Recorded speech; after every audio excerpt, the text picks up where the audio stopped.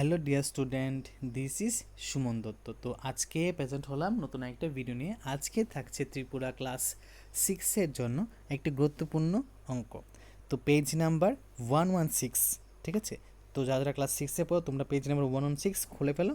ওইখানে দেখো একটা প্রশ্ন করেছে যে নিচের কোন জোড়াগুলি পরস্পর মৌলিক। কি নিচের কোন জোড়াগুলি পরস্পর মৌলিক? তো তোমরা কি লিখবে? দেখো এখানে প্রথম জোড়া কি আছে, 18 এবং 35। এই জোড়াটি পরস্পর মৌলিক, কারণ 18 ও এখানে 55 লেগেছে, এখানে 35 হবে, ঠিক আছে? কত হবে এখানে? এখানে হবে 35, ঠিক আছে? 35 হবে, এখানে 55 লেগেছে, এখানে 35 হবে। এর এক ছাড়া সাধারণ কোনো গুণিতক নেই, তাই এটা কি মৌলিক।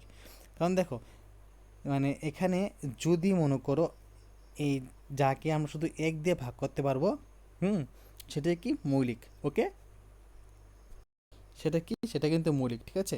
কারণ এর সাধারণ কোনো গুণিতক নেই।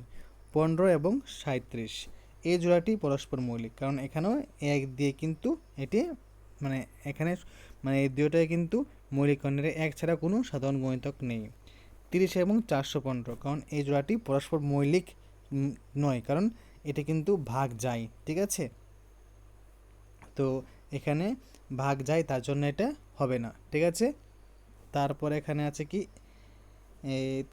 17, 69 এই জোড়াটি পরস্পর মৌলিক, কারণ 17 নিজে একবার যাবে, ঠিক আছে? আর হলো 59 সেও কিন্তু একবারই ভাগ যাবে, ঠিক আছে? তো তার জন্য জোড়াটি কি পরস্পর মৌলিক। 81, 18 এই জোড়াগুলি পরস্পর মৌলিক সংখ্যা নয়, ঠিক আছে? কি এই জোড়াটি সবসময় মানে জোড়াগুলি কি পরস্পর মৌলিক সংখ্যা নয়, ঠিক আছে? তো যদি আজকের ভিডিও তোমাদের কাছে ভালো থাকে অবশ্যই ভিডিও সবার কাছে শেয়ার করবে। তো দেখা হচ্ছে একটা গুরুত্বপূর্ণ ভিডিওতে, প্রথম থেকে শেষ করতে জন্য তোমাকে অসংখ্য ধন্যবাদ।